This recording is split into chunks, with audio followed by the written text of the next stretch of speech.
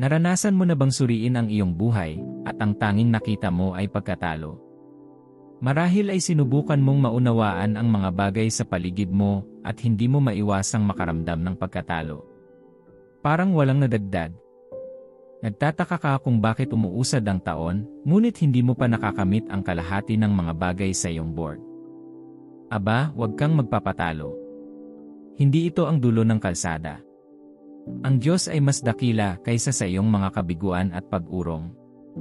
Gusto niyang malaman mo na hindi mo kayang mag-isa. Kaya, gusto kanyang tulungan. Kung ito ang iyong sitwasyon, ang mensaheng ito ay para sa iyo. Kaya, panoorin ang video na ito hanggang sa dulo, at matutuwa ka sa ginawa mo. Bago tayo magpatuloy, mangyaring mag-subscribe sa channel na ito para sa higit pang nilalamang nakakapagpasigla ng kaluluwa kung hindi mo pa ito nagagawa. Pagpalain ka ng Diyos. Kapag ang buhay ay nagiging mahirap, ang pagsuko ay palaging mukhang mas madaling ruta.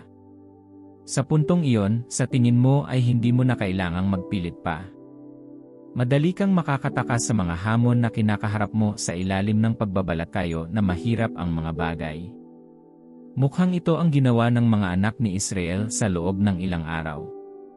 Sa loob ng 40 araw, si Goliath, ang higanteng Filisteo, ay lumalabas tuwing umaga upang pahirapan at pagbantaan ang hukbo ng Israel. Bale, ito ay mga matatandang lalaki na mahusay na sinanay para sa labanan. Gayunpaman, ano ang kanilang ginawa?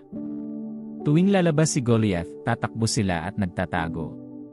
Napagpasyahan nilang natalo na sila, kaya hindi na kailangan pang lumaban. Hanggat maaari silang magtago, pakiramdam nila ay ligtas sila. Gayunpaman, totoo ba yon?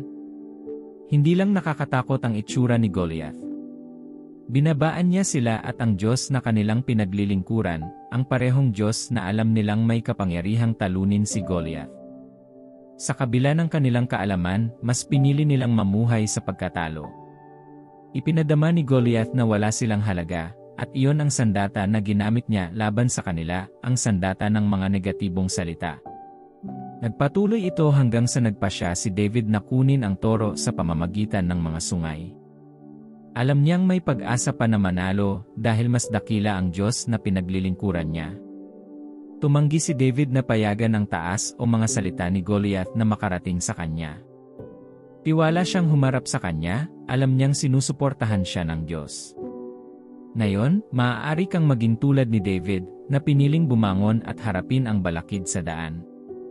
Tama na ang banta ni Goliath. Maaaring mukhang malaki ang hamon na iyon, ngunit hindi ito mas malaki kaysa sa Diyos. Sinasabi ng 1 Juan 4:4, mga anak, kayo ay mula sa Diyos at dinaig ninyo sila sapagkat ang nasa inyo ay mas dakila kaysa sa nasa sanlibutan. Ito ay hindi lamang hype. Ito ay katotohanan ng Diyos. Ikaw ay isang mananagumpay sa pamamagitan ni Jesucristo. Sinabi ni Jesus sa krus, naganap na. Ang matagumpay na pagpapahayag na ito ay sumasakop sa kasalanan, kalungkutan, at pasanin na iyong dinadala. Binayaran na ni Jesus itong pasanin ng pagkatalo na dinadala mo. Nakikita mo ba ang sugat ng nakaraan mong iniingatan? Napagaling na niya ito. Ang bawat laban na iyong nilalabanan ay nanalo na. Kaya, bakit hindi mamuhay sa kamalayang ito? Sa mundong ito, makakaranas ka ng mga pag-urong sa iba't ibang anyo. Maaaring ito ay sa pamamagitan ng mga pagtanggi, pagkabigo, o kahit heartbreak. Maaaring itaksil ng mga taong pinagkakatiwalaan mo ang iyong tiwala. Maaaring mabigo ka ng mga system na hinahanap mo para sa kaligtasan. Ang trabahong iyong pinagkakatiwalaan upang bayaran ang iyong mga bayarin ay maaaring hindi sapat upang masakop ang lahat ng ito. Gayunpaman, dapat ka bang magtapo ng tuwalya dahil nabigo ka sa material na mga bagay? O, ang mga bagay sa lupa ay palaging mabibigo, likas na nila itong gawin. Pero iisa lang ang taong hinding-hindi ka bibigyan, ang Diyos. Paano mo ito mapapatunayan? Tingnan ng iba't ibang tao na kanyang tinulungan sa banal na kasulatan. Nagpakita ang Diyos kay Moises kahit sa murang edad, noong hindi pa siya sapat para ipagtanggol ang kanyang sarili. Matatapos na sana ang buhay niya bago pa man ito nagsimula. Ngunit binigyan ng Diyos ang kanyang ina ng karunungan upang ilagay siya sa basket sa ilog. Ito rin ang Diyos na nagdulot sa kanya ng mga taong papatay sa kanya upang alagaan at ayusin siya. Kinuha din nila ang kanyang tunay na ina para alagaan siya. Anong dakilang Diyos? Sinasabi sa iyo ng mga kwentong tulad nito na nakikita ka ng Diyos at may karunungan na ilabas ka sa anumang sitwasyon. Kung gusto mo ng mas tiyak na patunay, tingnan ang iyong buhay at kung paano siya patuloy na humarap sa iyo sa iyong pinakamababang sandali. Isipin ang mga pagkakataong inilagay kanya sa puso ng mga estranghero upang tulungan ka. Alalahanin kung paano siya dumaan sa namamatay na mga minuto kapag naramdaman mong tapos na ang lahat. Sa lugar ng pagkabigo, nagbigay siya ng kaaliwan. Huwag kalimutan ang kanyang mga pakinabang sa mga panahong ito dahil madali itong gawin. Kapag dumating ang mga problema, bigla mong nalilimutan ang mga magagandang bagay na ginawa niya sa nakaraan. Gayunpaman, ngayon, alalahanin ang kanyang kabutihan. Kailangan mo ito para manatiling matatag. Kailangan mo ito para muling maniwala ang iyong puso. Ang kanyang kabutihan ay patunay na hindi ka matatalo.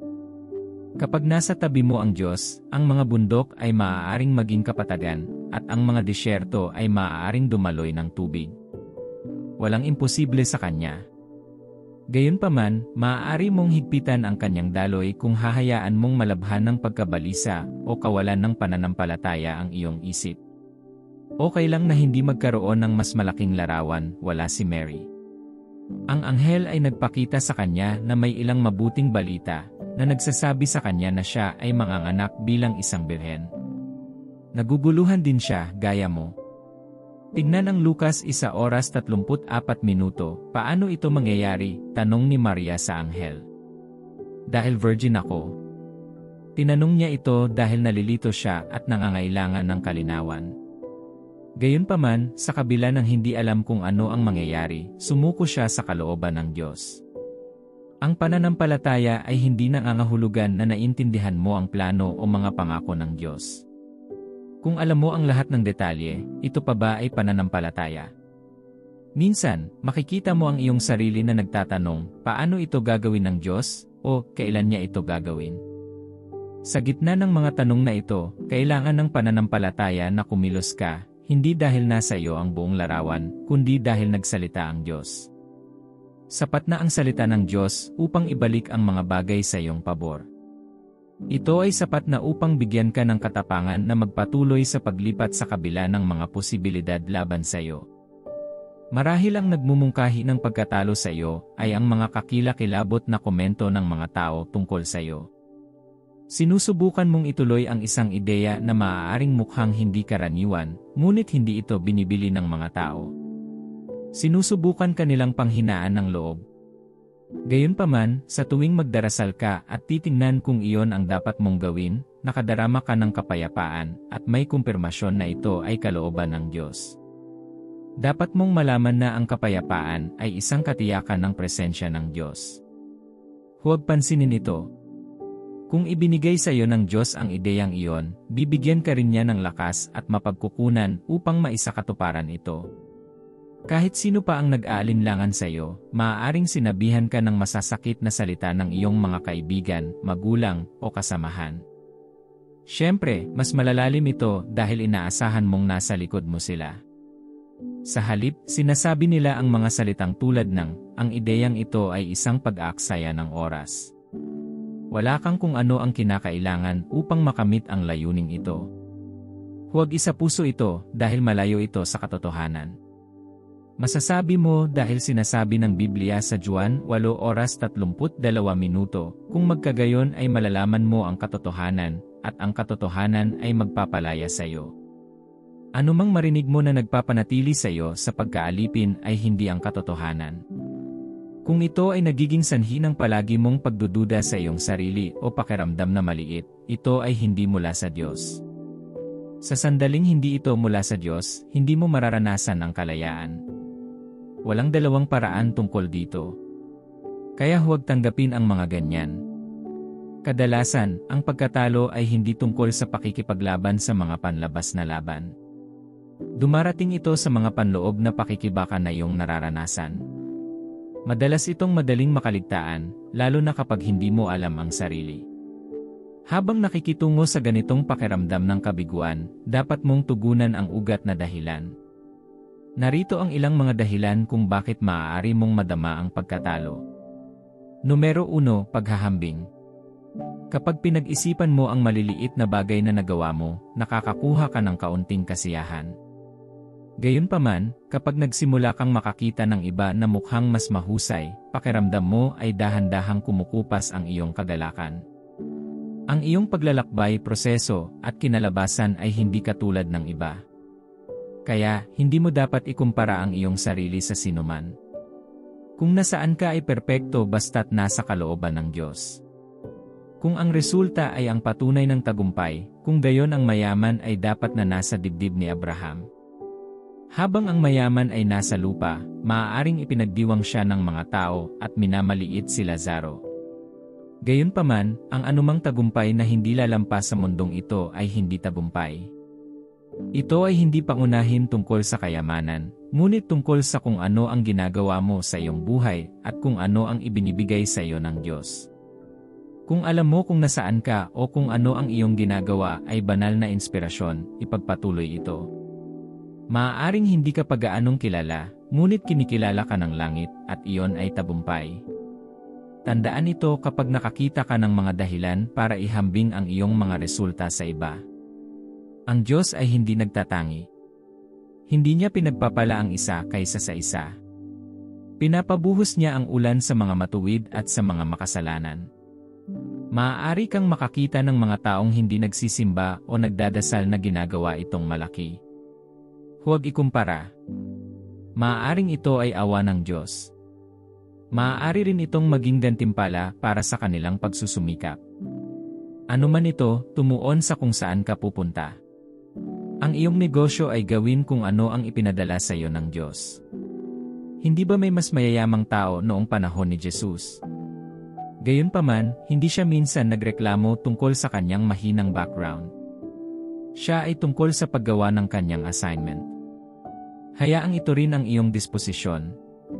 Darating ang Diyos sa tamang panahon at hindi ka magtatagal sa ganoong antas. Bilang 2, hindi makatotohanan ng mga inaasahan.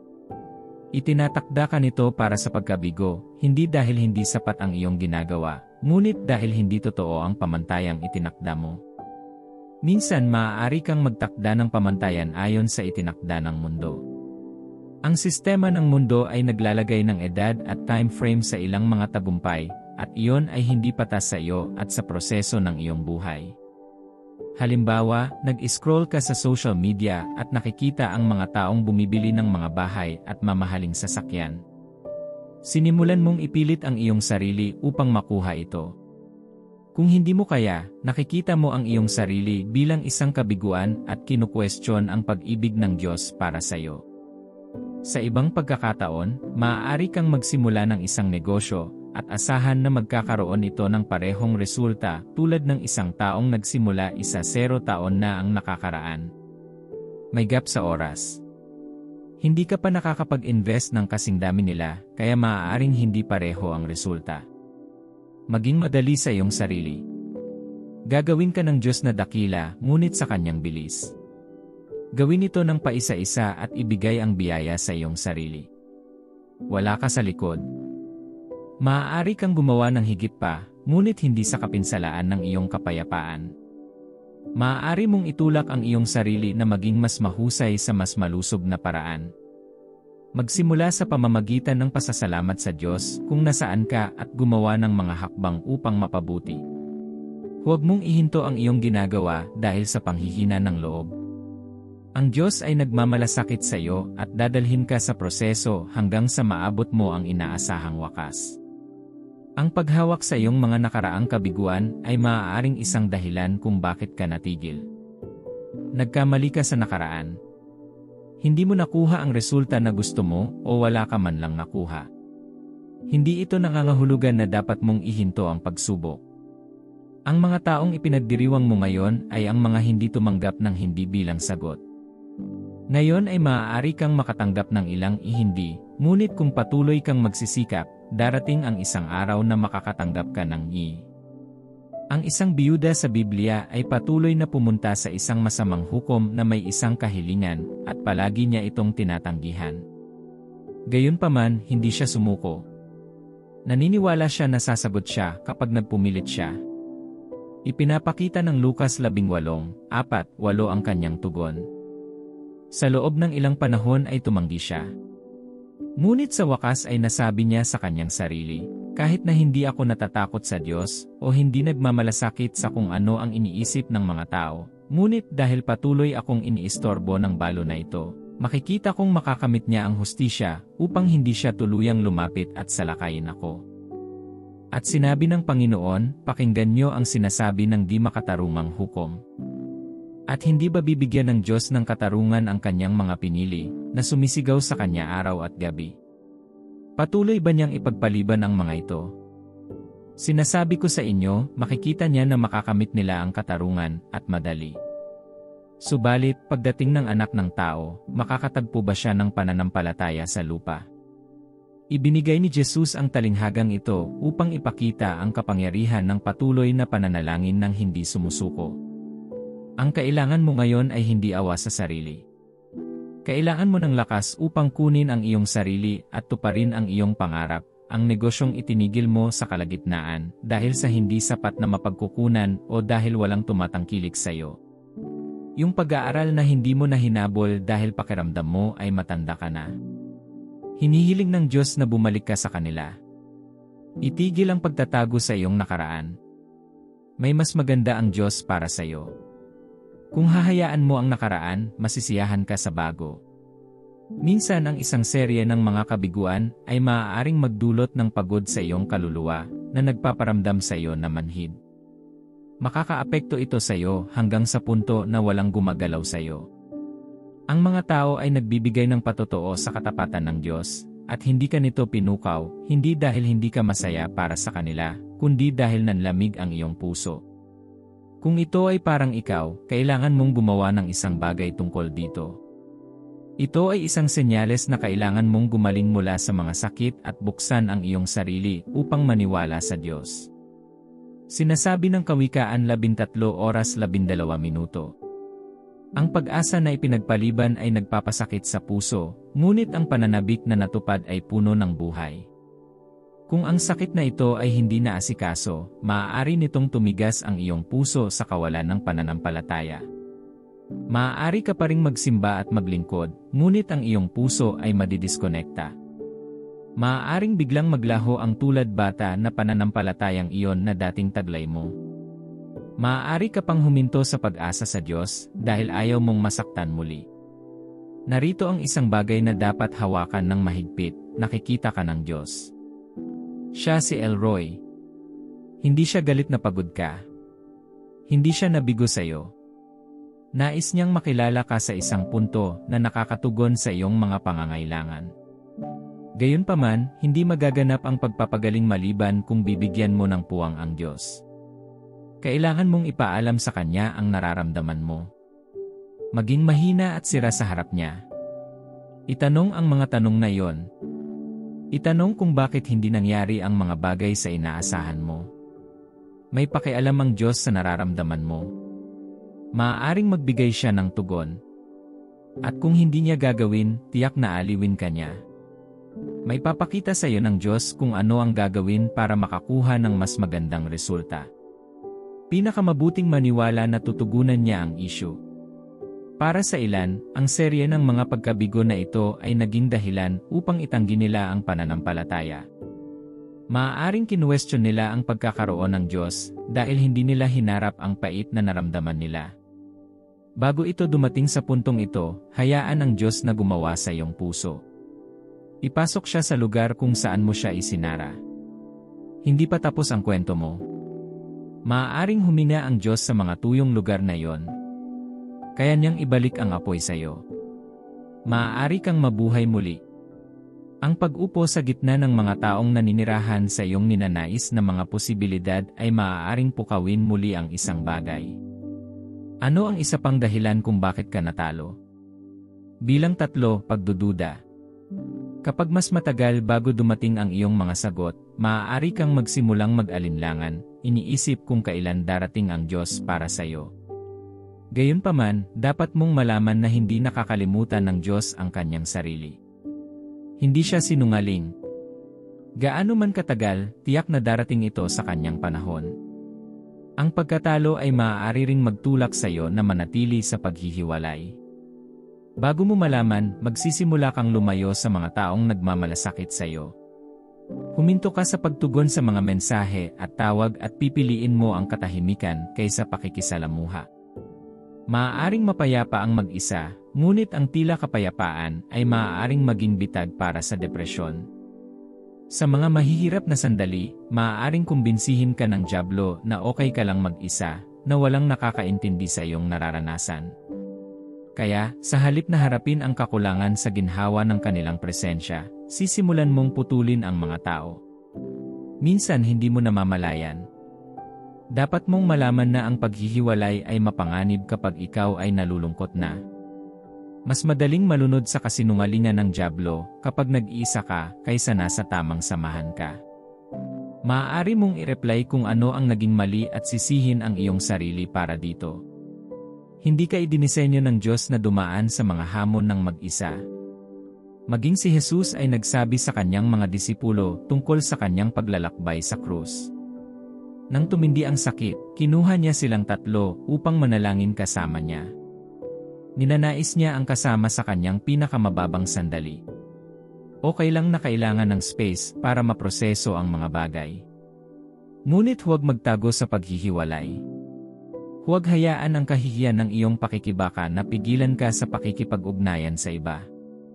Minsan ang kailangan lang ay isang pag-uusap, panalangin, at pakikisama sa isang taong nagpapaalala sa iyo na hindi ka nag-iisa. Maaaring hindi ka pa handa na maging sa gitna ng maraming tao.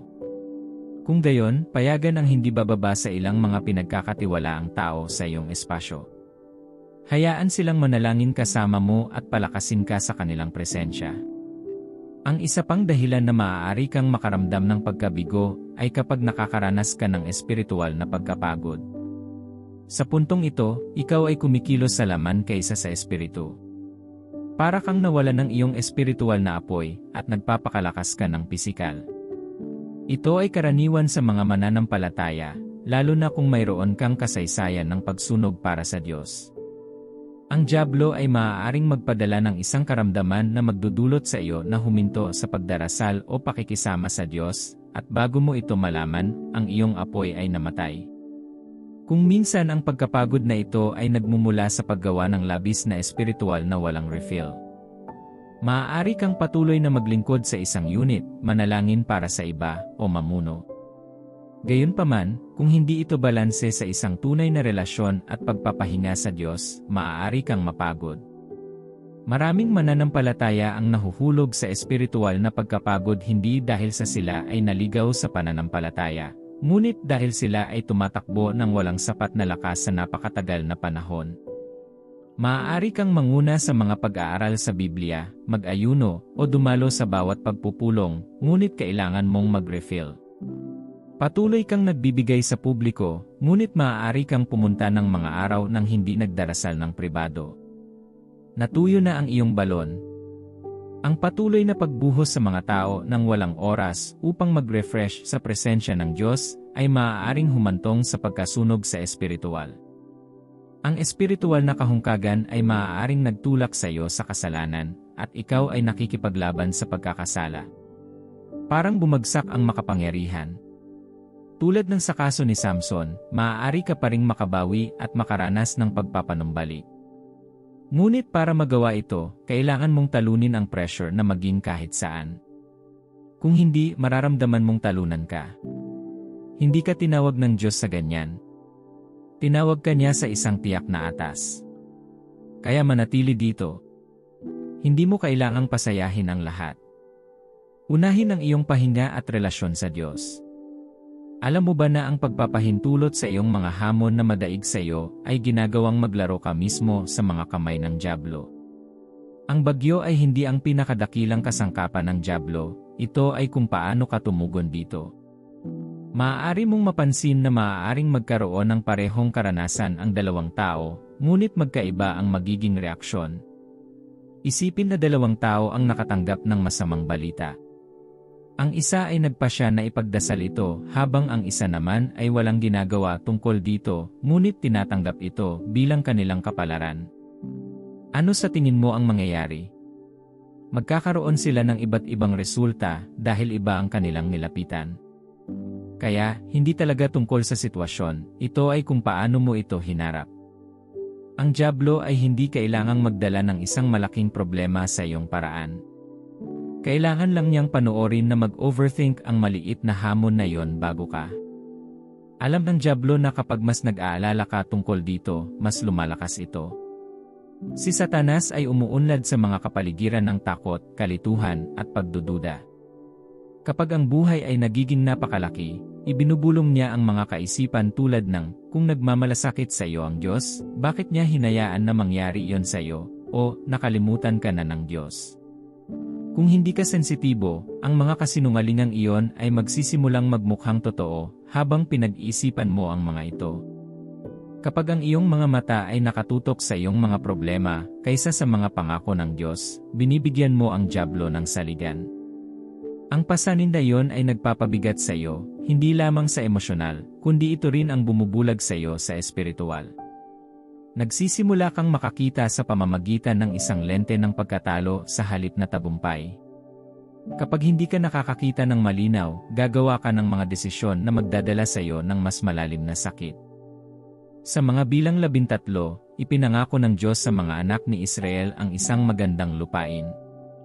Gayunpaman, dahil nakakita sila ng mga higante, nakalimutan nila ang mga pangako ng Diyos. Nanginig sila at nag-alinlangan sa Diyos. Naisip nilang hindi nila makukuha ang lupain. Dahil sa takot, sumuko sila sa mga pangako ng Diyos.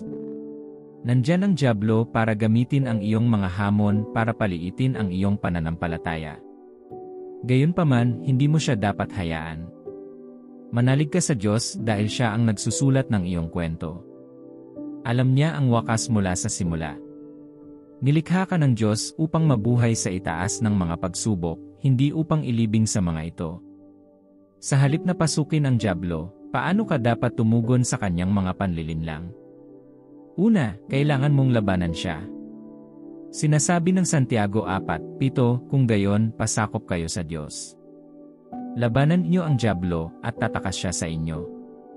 Tinitiyak sa iyo ng Biblia na dapat siyang tumakas kapag nalabanan mo siya.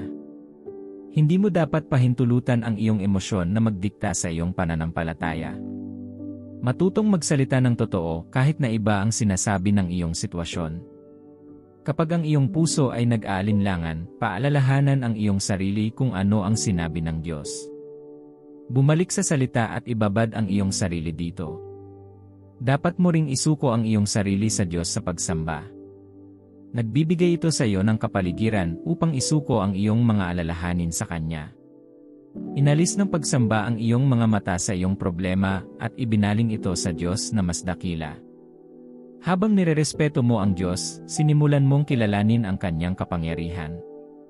Ito ang kapangyarihan ng pagsamba.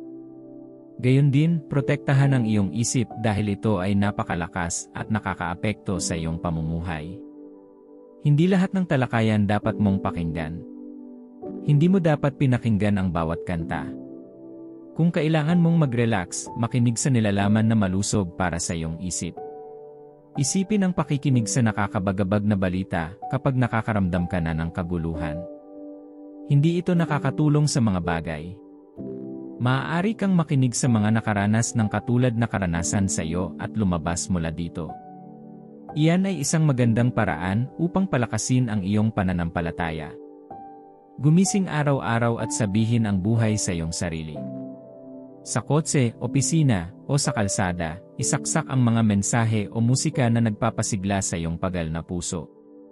Dapat mong malaman na kahit na ang Diyos ay may plano para sa iyong buhay, ang dyablo ay mayroon din ang pagkakaiba ay ang plano ng Diyos ay mabuti at perpekto, samantalang ang sa dyablo ay masama. Kaya habang iniayon mo ang iyong sarili sa plano ng Diyos, protektahan ang iyong sarili laban sa agenda ng dyablo.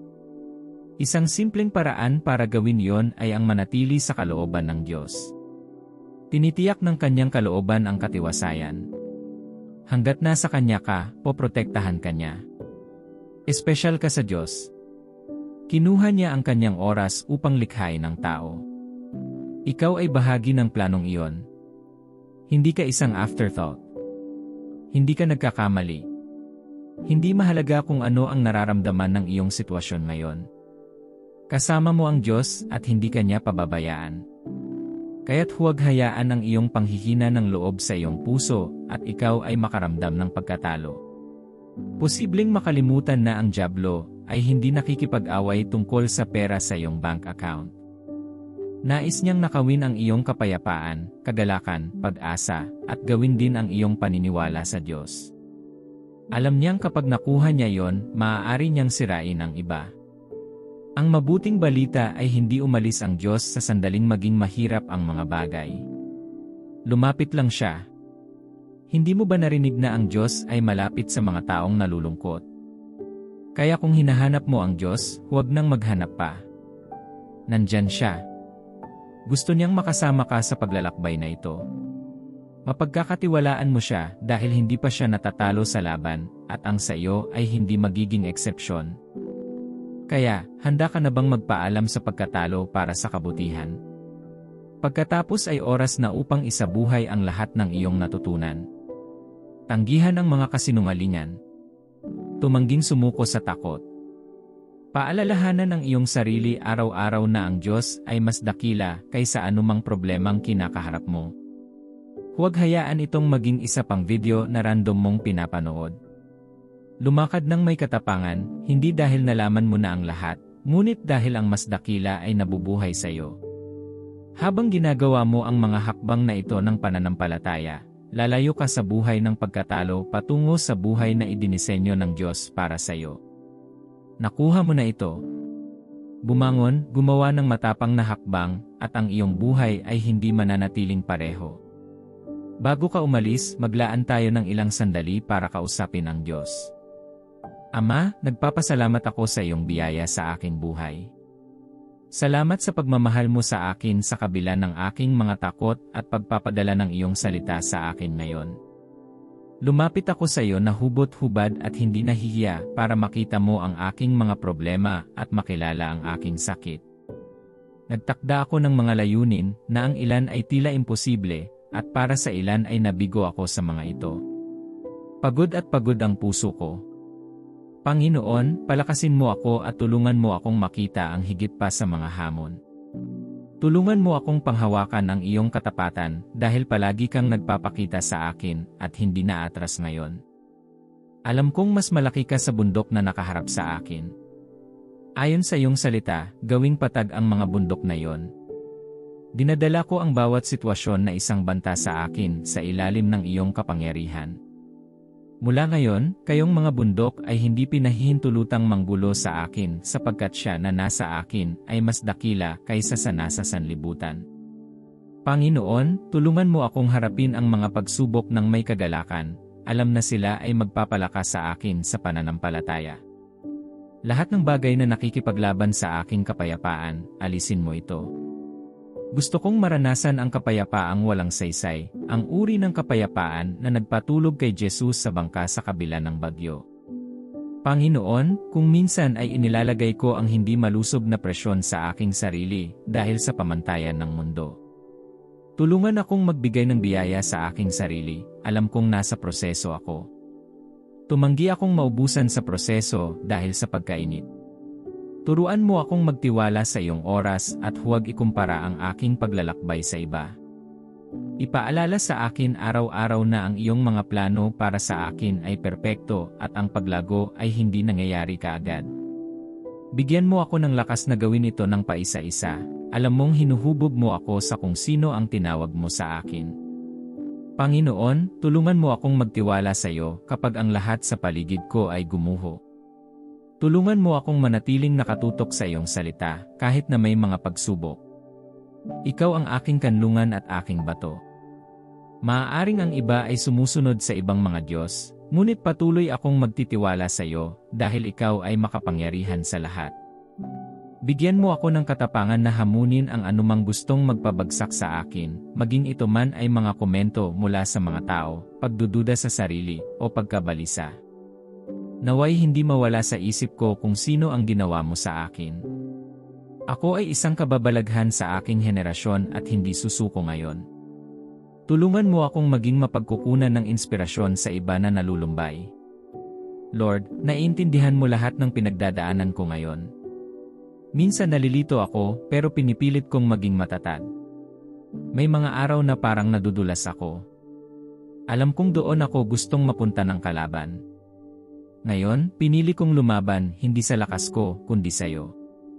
Inilalagay ko ang bawat pasanin sa iyong paanan. Maaaring wala sa akin ang lahat ng mga sagot, ngunit alam kong mayroon ka. Maaaring hindi ko maintindihan kung bakit nagkakaganito ang mga bagay, ngunit alam kong may magandang plano ka para sa akin. Salamat sa pakikinig sa akin. Natitiyak kong sasagot ka at gagawa ng higit pa sa hiniling ko. Mahal kita, Panginoon. Sa pangalan ni Jesus, dalangin ko. Amen. Kung ang mensaheng ito ay nagpala sa iyo, mangyaring ibahagi ito sa iba upang sila ay makinabang. Gayon din, huwag kalimutang mag-like at mag-subscribe sa channel na ito para sa higit pang nakaka-inspire na nilalaman.